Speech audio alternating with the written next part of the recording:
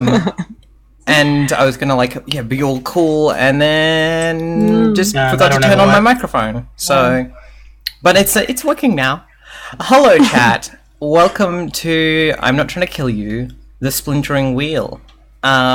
This is a Dungeon World game. It's an open table game, which means that the cast will be changing week to week. And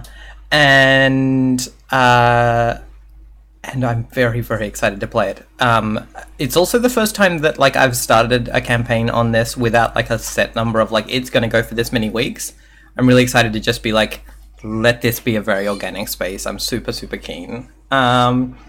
But for our first week, we have a really cool cast, and I would love to get them to do their introductions of themselves and their characters. That is an aeroplane. Quite. Yeah. So we'll start with Emily. Sure. Hi, I'm Emily. I am a filmmaker and an artist. My pronouns are she, her, hers. And I am going to be playing Bao. Bao is a shaman. Bao can only remember having been alive for a few years.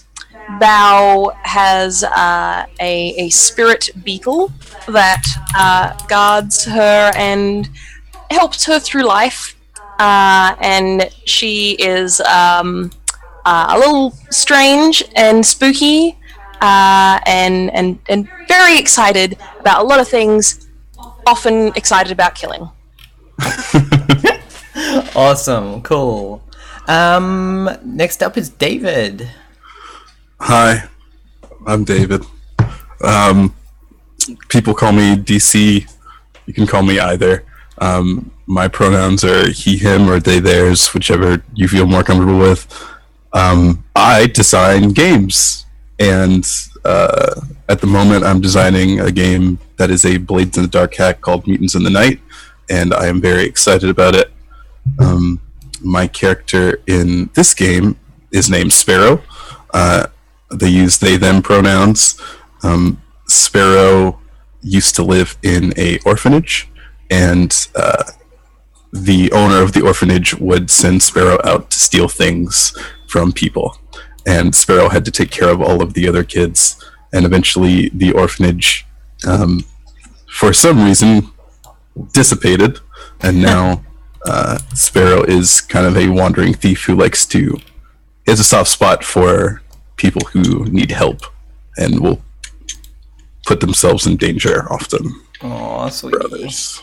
Oh no, you're gonna get so wrecked with your big heart. It's gonna be great. Yeah. Cool. Next up we have Ray. Hi, I'm Ray. My pronouns for today are they, them. I run an actual play podcast called Insert Quest Here, and I have also started making games. I, in fact, made one on Friday. I made an entire LARP in the space of an afternoon. And I am going to be playing Brienne.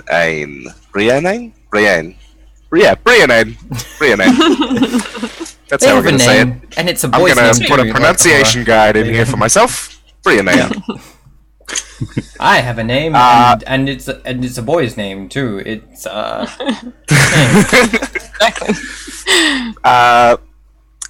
Brienne is very athletic and sharp.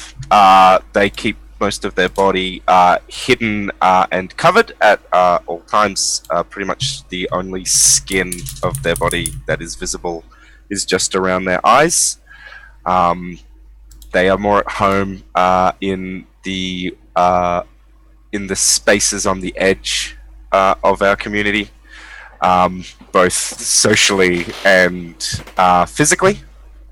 And they are always accompanied by their strange bird companion that is as tall as a man. I have a cassowary animal companion. Yeah. Yay. Awesome. And finally, Cammy. I'm Cami. My pronouns are she, her. My Twitter is not something kit. Yeah, sorry. I did not Fix that. update that. I am playing Arnery, and she. So everyone's seen the movie Brave, right? She looks like Meridia from Brave, but if she was as tired and as full of caffeine as a grad student, and like if she'd been pulled through a compost heap, like a very damp compost heap. I'm a fan. So that kind of,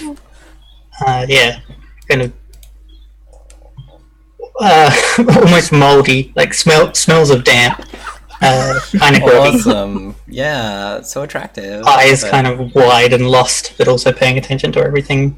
Y'all are an intense crew. I'm a fan. Yeah, we're real creepy. Yeah, Yeah. I love it. It's great. Good. We're gonna get along real well. All right. The one thing I want to do before we just dive straight into this game is I want to establish some safety protocols.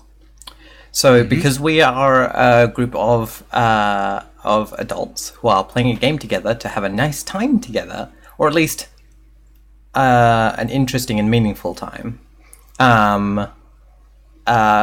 we all need to take a moment to acknowledge that, like, we respect each other as players, and we respect that, like, people have some stuff that sometimes is hard to deal with.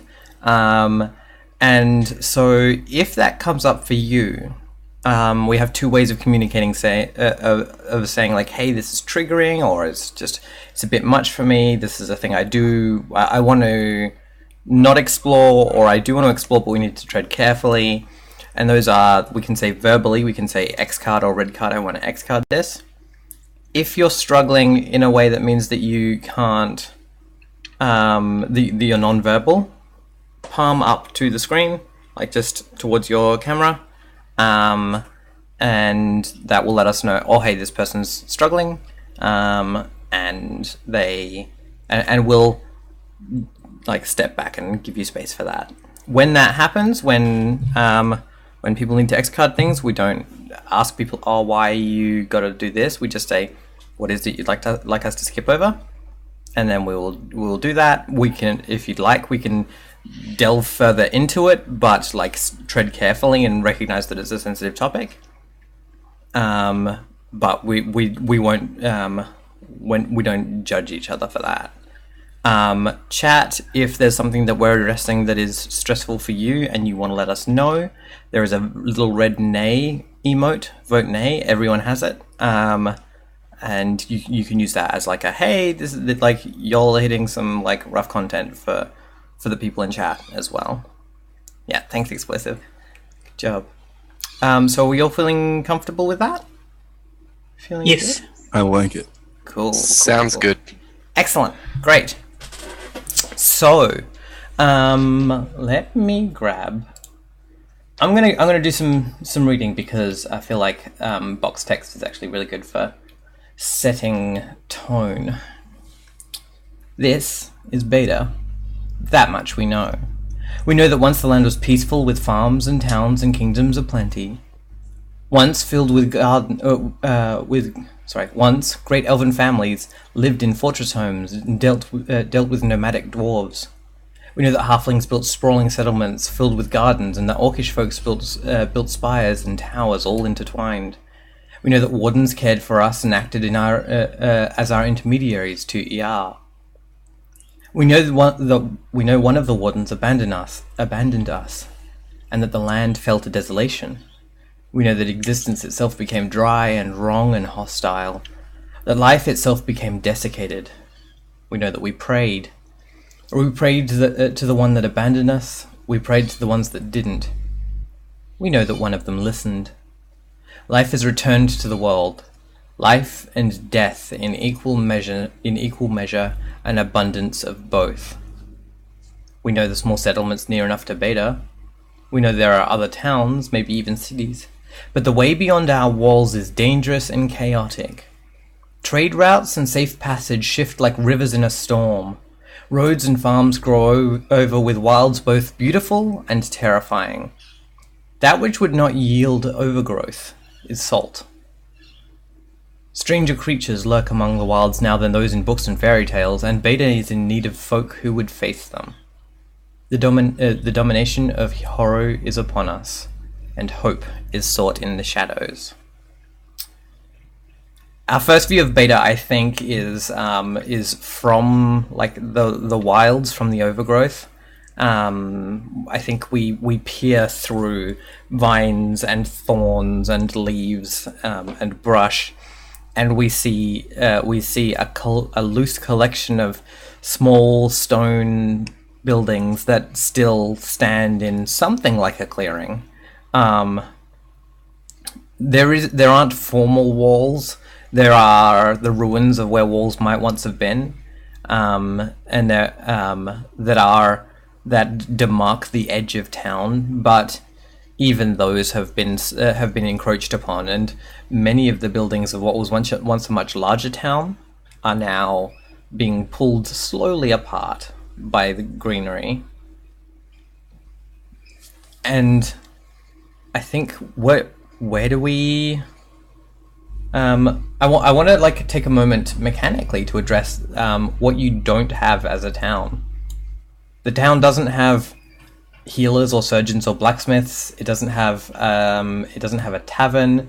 It doesn't have like formal walls or a formal market. It is a loose collection of small homes and houses where trade is done person to person.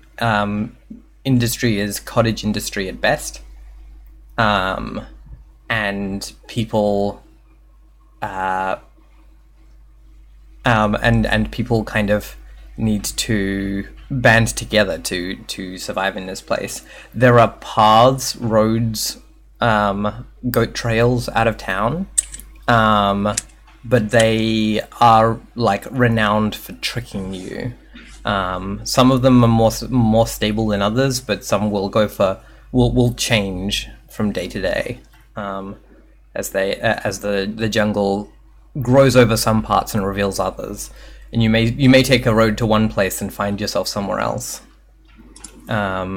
just because of the way that Haru has misled you. I'm curious. Does anyone have a clear image of what their character is doing in amongst these? The image that I have, like immediately, is of one of like stone buildings being like grown over. Do we see anyone like who do we see on screen first?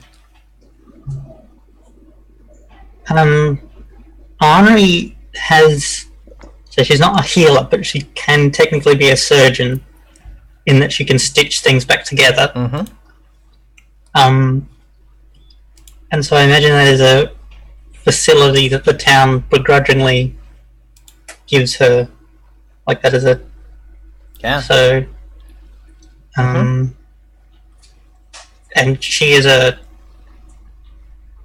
follower of Haru, almost a disciple, I guess.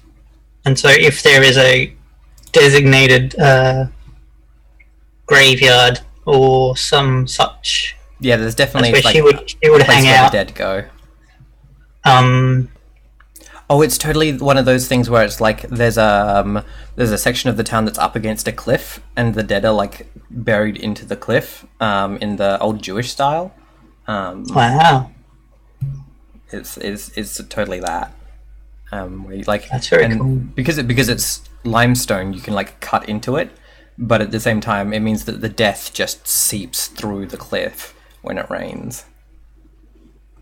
Gross. Yeah, so that's where, like, if we're going for from the scenery to a person intertwined with the scenery, I guess that's where she would be. Are you laying someone to rest? Is that what's happening? Maybe stitching a farmer's arm back on or something. Oh, right, yeah. Yeah, cool. Like, if you can survive long enough after having your bits cut off, then she can put your bits back on. If you know how to do a good talkinette. Cool. Yeah. Or maybe just like a thumb. somebody's lost a thumb to a kitchen knife, and she's just Yeah, stitching that a makes thumb. sense. And it's like such a like ragged job, right? Because like clean steel is hard to come across. Because like rust is so pervasive in this environment. Yeah, cool.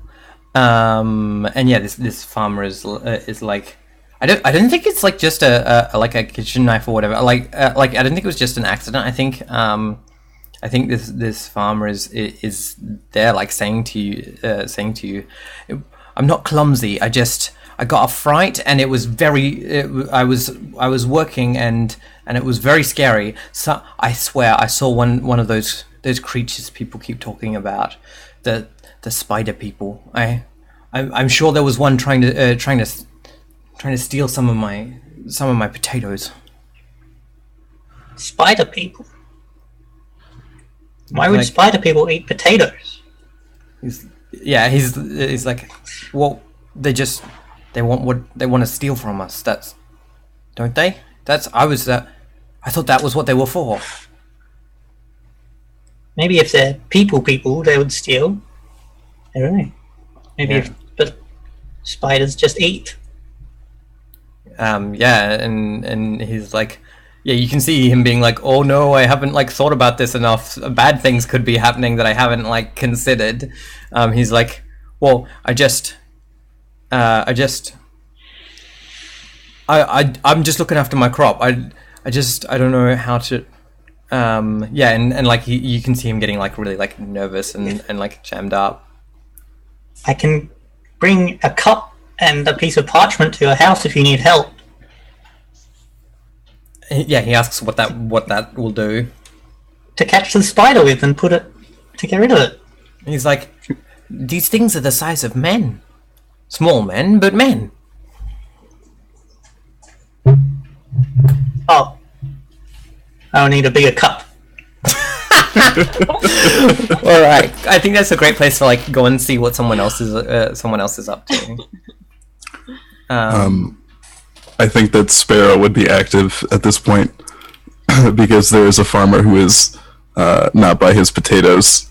Mm-hmm. So yeah, Sparrow probably steals 4 or 5 potatoes. Yeah, cool. I don't think I need to make you roll for this because like he's not there to protect them. But like yeah, he's got this like there's this elaborate setup where there's like half barrels and things like that, and like I think we see like a piece of like sheet metal from like an old car or something, and things like that are all like used to like create this this space for like to peg out like a few yards of potato farm. There isn't like abundant food production here. It's just enough to get by. And yeah, and what does it look like as Sparrow like steals potatoes from this like little plot? So I think you'd like hear a little bit of wrestling, and then a very nice, well-dressed Sparrow pops up, but just dusty and just dirt, like they wear this thing all the time. Mm-hmm. And their hand reaches over, and you see a couple of potatoes disappear, and then Sparrow looks around kind of confidently, starts whistling and walking towards like a broken down building. I think and, as she's like wandering, I think she definitely like hears a rustle in the, because like the potato farm's like on the edge of town, and I think she hears a rustle from like they hear a rustle from the like vines in one of the abandoned buildings, and just like it's the sound of someone moving about in there. Sparrow would probably go over there and probably expecting it to be a kid. Yeah. But still a little hesitant because weird stuff happens. Yeah. So as like yeah, Sparrow goes in like and starts to approach, and I think spots 4 eyes in the darkness laid out in two pairs. I think there's like the sunlight like dappling through the trees kind of creates a tapetum lucidum, like the reflective eye thing. In the shadows of these weird the pupils are almost like diamonds, or like The spiders have pupils. I mean, these have ones weird do. pupils. These ones Yeah, yeah, like diamond shaped, or like trapezoid shaped, right? Like they're like weird, polygonal as they shift in the light for just a second, and then like it's dark in there. Sparrow would freeze, probably with a potato in one hand and the other hand on one of their throwing daggers. Just slowly back away, keeping their eyes on those 4 eyes, hoping that today is not going to be a rough day. Sounds like you're defying danger with not Constitution. I think you're using Wisdom, actually. Right? You're holding your will. Not to freak out. Yeah.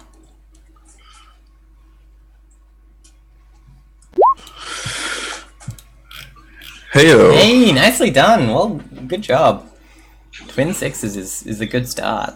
Yeah. Woke up on the right side of the bed this morning. Yeah, exactly. Yeah, you Sparrow steps slowly backwards, and makes it like far enough away that they can get behind like a building and like put something between them. And just as they do, they hear that rustle again, but nothing seems to emerge, and you're safe and away. Sparrow relieves a very heavy sigh, and quicker than usual darts through the little path that Sparrow kind of is formulated in their mind as this is where people will see me the least and how I can move quickly. Yeah, and like all of those paths are the reason that you end up like going through parts of town that most people don't usually go through. And it's like there's that small sense of like, oh shit, right? Like, what if some of these other less well-walked trails have more of whatever that was? But as far as you find, not yet. Not yet. Whew. I'm glad I wore my brown pants today. Cool. Do Ray or Emily want to like know where they're at? I have an idea. Yeah. I think we see. I forgot my character's name already. I think we see Brianne near one of these. Near one of the houses that is sort of towards the edge of the community that has been in disuse, and has sort of started to be overgrown, and they're kind of looking at it. For a moment, we see them sort of from the back, and their clothing has like bits of fading, browning plant attached to it, and you see them looking at these plants of this building, and then they pull out a small inconsequential blade and start like cutting bits of this material off, and then I think we see them like reaching up to unwrap their head wrap, and then they sort of like pass out of shot. When they come back into it, their clothing is covered in new greenery to help them blend. And then I think maybe we see Thelum,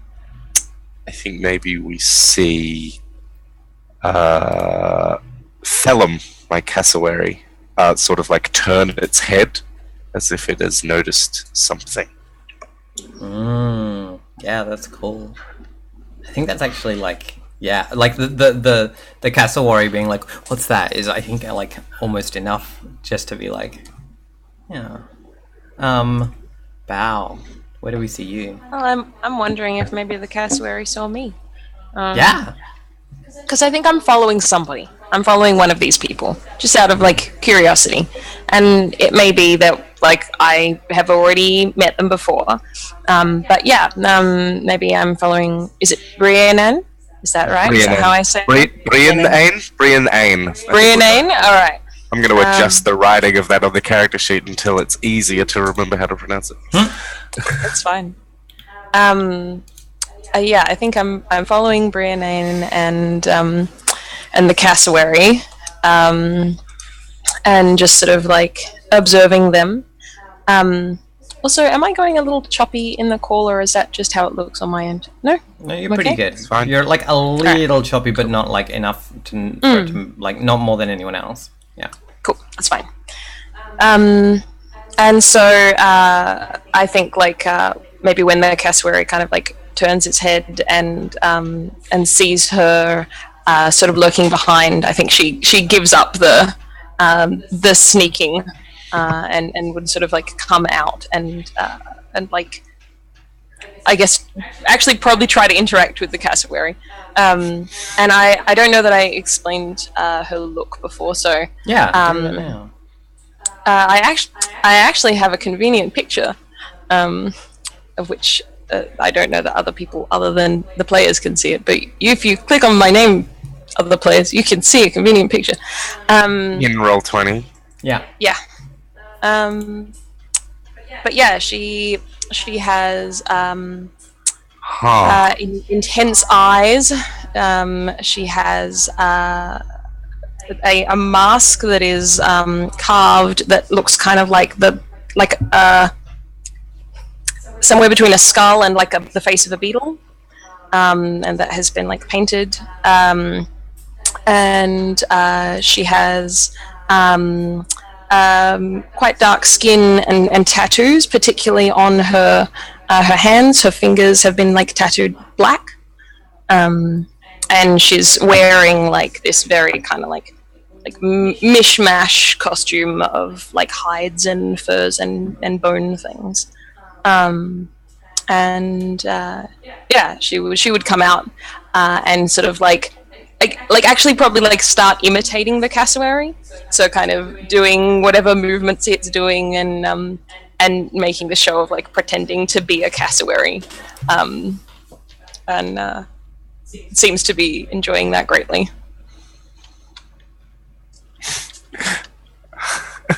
Sounds like a good way to get a headbutt from a cassowary. Yeah, probably. And do you have an intent with the cassowary?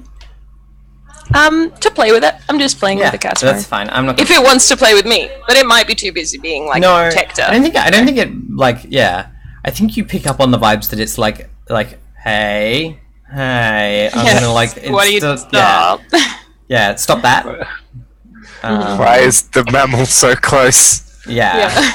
And so yeah, like it'll start to get a bit like irritated. I reckon I absolutely like push it too far and get like a bit of a bite or a bit of a like sort of like you can defy danger with like charisma, or you can try and defy it with dexterity. Sure, I'll try. It does. No, I'll absolutely try with dexterity though. I'll try it. Like I think that's the fun of it. Like yeah, no, indeed. She knows she's slower than the cassowary, but she's gonna have a go anyway. So if I want to do that, I just need to. I don't know how to use these. I think you can just. Where is the roll button for? Do I just hit? Just click the circle. Yeah, can we click the middle circle? circle? The circle is what you can click. Yeah, there you go. Yeah. Cool. There we go. All right. Let's see what happens. Is that gonna work? Cool.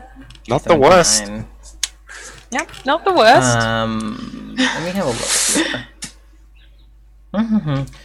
Not entirely mauled, maybe just slightly mauled. Succeed with consequence is always good. Yeah, exactly. I think you can either like go like go prone, where it will have like the advantage over you to do what it likes, or you can take damage and like stay on your feet and manage to like back up.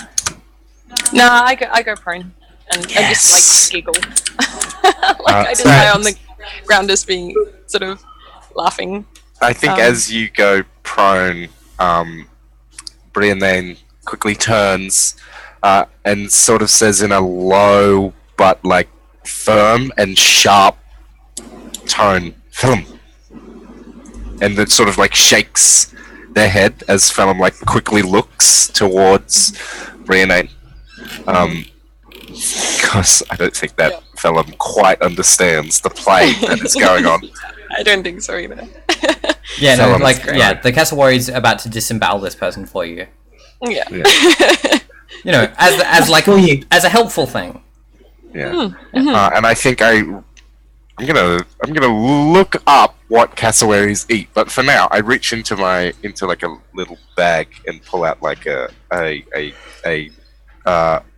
mouse, and sort of like hand it towards Phelim as a reward for not killing this person. Sweet. Thanks. I appreciate it.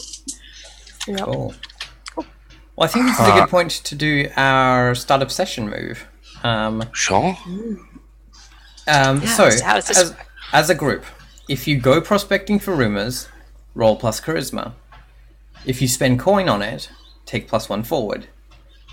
On a 10+, you hear tall tales told first hand. The GM will give you a reliable rumor. On a 7 to 9, you hear vagaries and gossip. The GM will give you part of a rumor. On a 6-, you hear nonsense and lies. The GM will tell you what you hear, but who knows what part of it is true, if any. Then, with rumors or not, choose a destination, repick your gear, and set out. Don't dally. Okay. Can I substitute a move for this, or do we want to do it because it's a special group move? What move? Because I've got a move where I can learn things from eating brains, and so I thought if I learn a thing from somebody that looked like they'd been eaten by an evil spider person, that could be I will let you interesting. count that as +1 forward. Good. That counts as spending coin, I think, for you. Okay. Coin. You've spent Yeah. brain eating. Who do you eat the brain of?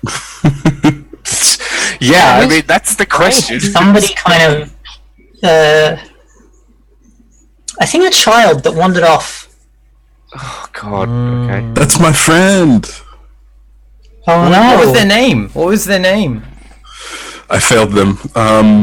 Their name was Ren. Oh no, poor Ren. Oh, Chat doesn't like brain eating. that's too bad. They can red card if they want. There we go. There's the start of session move. Yeah. So Ren, Ren's. You know what I think it is? I think Ren's body was like pulled into town by Phelim. Right, like Phelim like went off for like to like scavenge in the bushes or whatever, and yeah, this like desiccated body was like a cat like dropping like a dead creature at your door to be like, look, I got you a thing. Phelim like retrieved this body, and yeah. Taught you how to search for things, fella. Yeah, well, I don't think that it was searching, right? Like, I think it was accidental. It was like, hey, check out this cool thing I found. This is too big for me to eat on my own. I only eat small invertebrates. And, like, I think vertebrates, sorry. And I think it's that thing of, like, it was like, also, I, like, just scratched it the fuck up for you as well. Like, you know, in case you needed it to be easier to eat. Just in case. All right, so who would like to roll? It sounds like you're rolling charisma. You're taking the lead on this one, Cammy. Yeah, I don't have great charisma. I actually have decent charisma, but Whoever wants to take it, you have +1 forward. I have just 0 charisma, so Do you want to I take it, can do Em? it if you want. Yeah. So you two will have to have a Oh conversation wait, no, about. sorry. I'm actually Yeah. I'm not taking that much either. I've got 0 as well. Oh, okay. So you should... maybe I'll- you should I'll roll do it, it Amy. then. Sounds good. Beep, boop, beep, boop, boop. 11. Hey. Nicely done. Cool. I should have put. That should be 12. Because +1 forward. Yeah, +1 forward is 12. Yep. Excellent. Cool. So yeah, I think you you totally like experience the memory, right? Of having been going to visit Sparrow to go and play a prank on Sparrow because you'd come up with a very funny prank where you had like filled a papaya with lizard poop, and you were gonna go and like just leave it as a gift for Sparrow, and it was gonna be very funny. And then suddenly you felt a piercing like through your shoulder and being lifted up by it,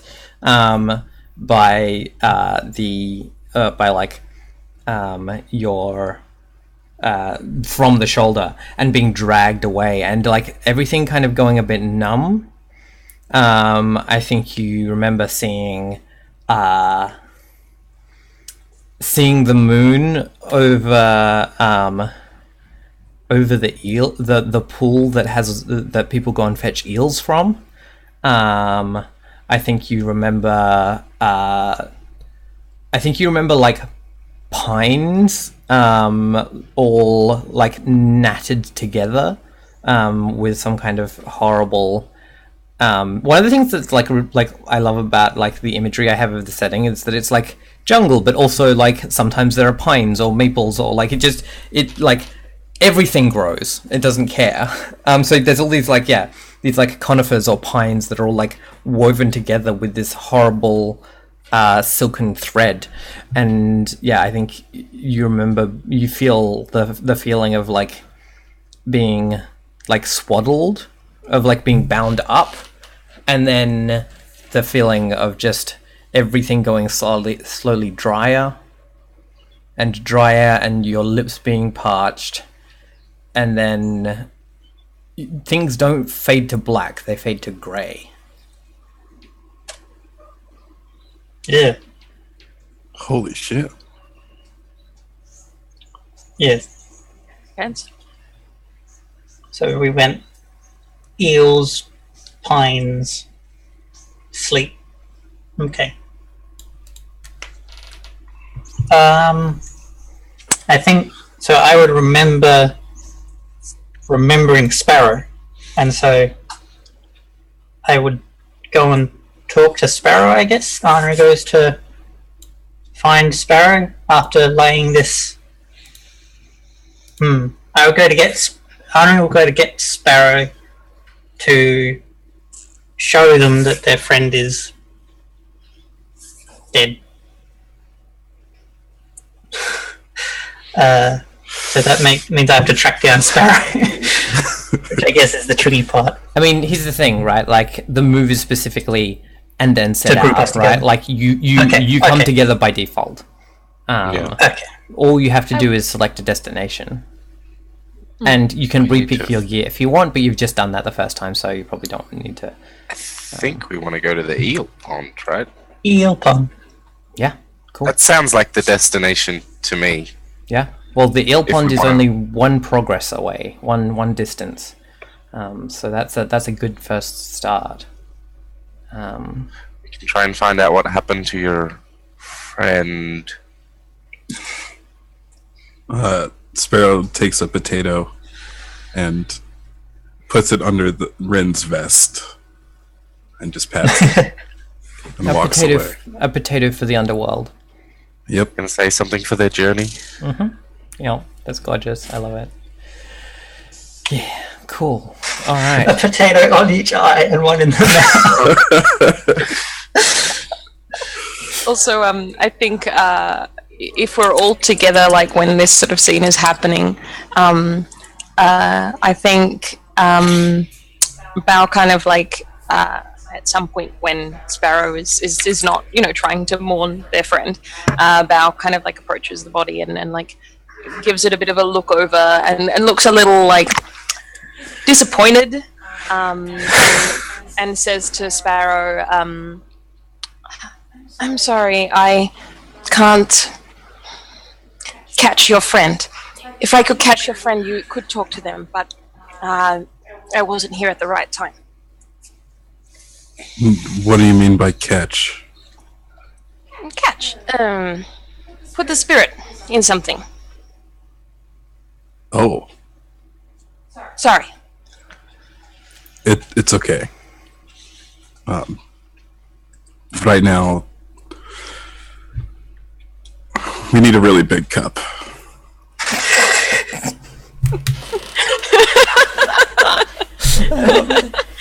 I think like Bao genuinely like looks confused for a moment and then just laughs because that just seems like a really funny, strange thing to say. Yeah. Cool. Do we want to take our first break and then like set out from town? I think that sounds like a good plan. Cool. All right. We'll be back in 5 minutes, chat. See you soon.